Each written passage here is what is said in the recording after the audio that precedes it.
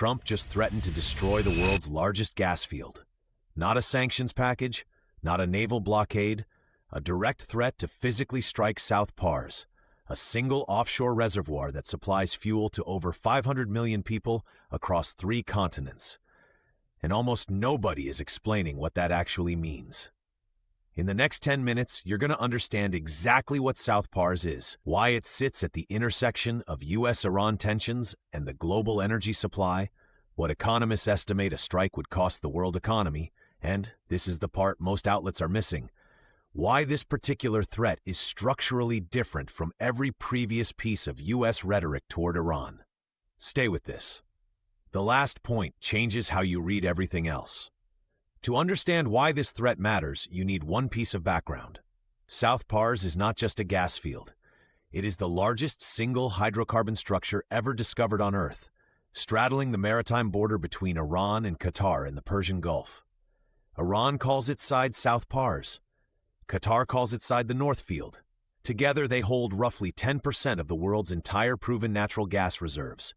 Iran's portion alone powers its domestic grid, funds its government, and underpins its economic survival. When Trump issued his ultimatum to Iran's supreme leader in March 2025, warning of military strikes if nuclear negotiations failed, South Pars was named explicitly as a potential target.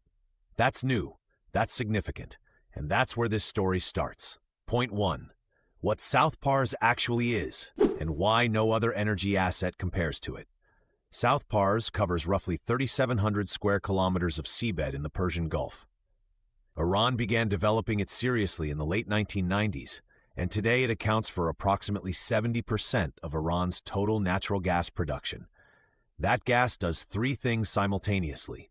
It heats Iranian homes, it generates Iranian electricity, and it gets exported, primarily as pipeline gas to neighbors like Turkey and Iraq, and increasingly as feedstock for petrochemicals that Iran sells internationally. Destroy South Pars, and you don't just hurt Iran's military. You collapse Iran's civilian economy within months.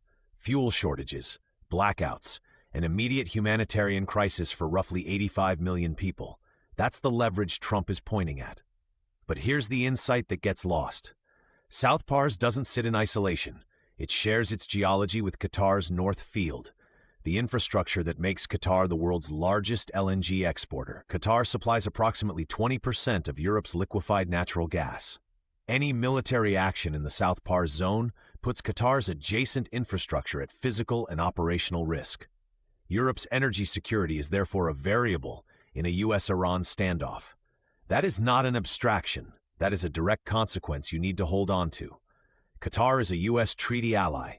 It hosts the largest American air base in the Middle East. So how does Washington threaten a strike that could damage Qatar's primary revenue source without fracturing its own alliance?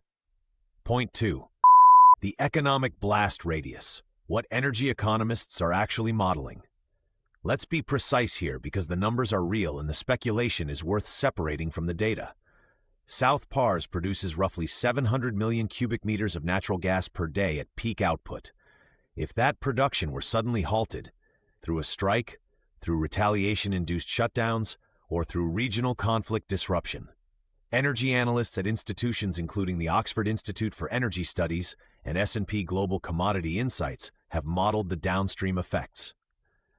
Global LNG spot prices, which were already elevated in 2024 and 2025 due to European demand and reduced Russian supply, would face an immediate supply shock. Estimates for a price spike range from 40 to over 100% depending on strike severity and duration, with European consumers bearing the most acute impact given their continued LNG dependency post-Russia.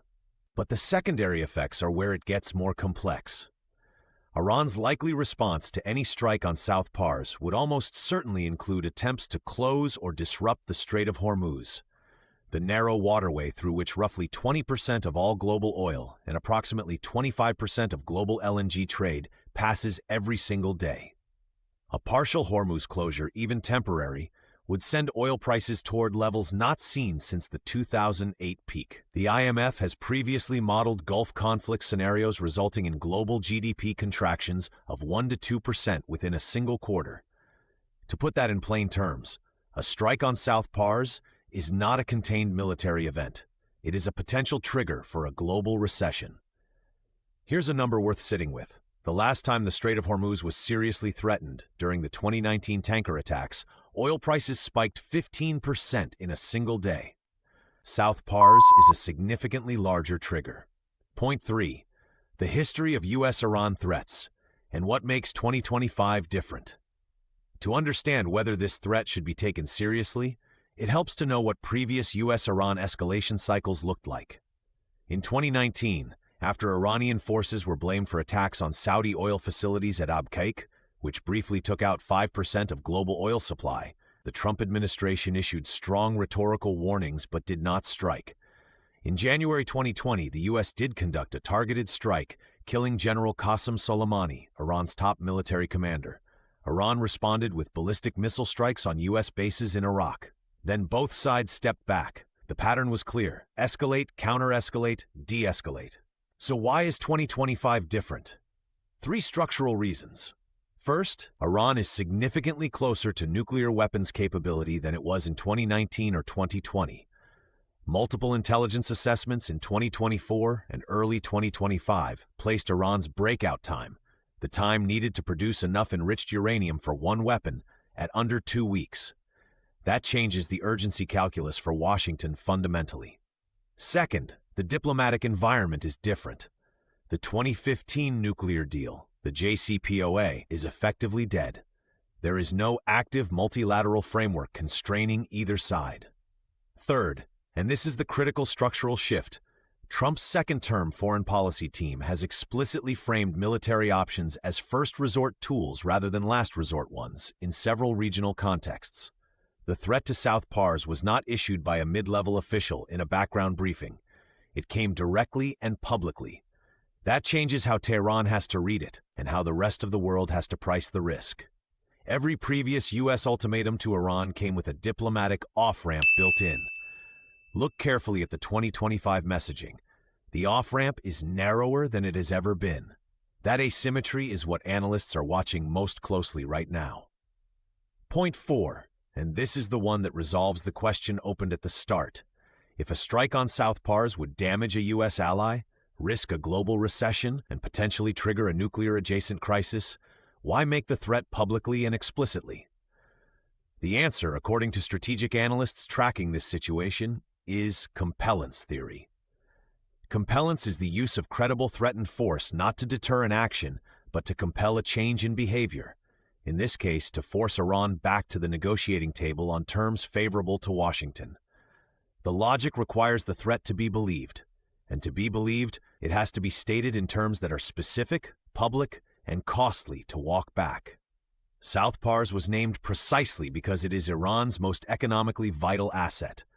Threatening it signals a willingness to go further than symbolic military strikes. But here is the uncomfortable truth that strategic analysts are noting. Compellence only works if the target believes you will follow through, and if following through doesn't cost you more than it costs them. A South Pars strike that triggers Hormuz closure, European energy crisis, and a recession may cost the United States and its allies more than it costs Iran in the medium term. That is the paradox at the center of this threat. It is designed to be maximally credible, and it may be maximally costly to execute. What you are watching is not simply a military threat. You are watching a high-stakes negotiating gambit where the stakes for miscalculation are genuinely global. Whether Iran reads it as a bluff or as a commitment, that decision, made in Tehran in the coming weeks, will determine whether this remains a geopolitical story or becomes an economic one that reaches every household on the planet. Here is the question worth thinking about and worth leaving in the comments. Do you think this threat is a genuine military commitment or a negotiating tool? And if it's a negotiating tool, what does Iran have to offer that actually gets Washington to stand down? Drop your read below. The most interesting answers usually come from people who know something about the region, about energy markets, or about how these standoffs have ended before. Let's hear it. If this breakdown was useful, here is exactly what subscribing to Trends Daily gets you. Every week, one major world story, geopolitics, economics, or science, broken down with the same level of precision you just watched. No partisan framing, No filler, just the facts mapped clearly so you can actually understand what's happening and why it matters to you. Next on this channel, the full breakdown of Iran's nuclear timeline, what enrichment levels mean, what the IAEA is actually measuring, and what the real red lines are. If you want to understand this story at the next level of depth, that video is the one to watch. Subscribe now and it will be the next thing waiting for you.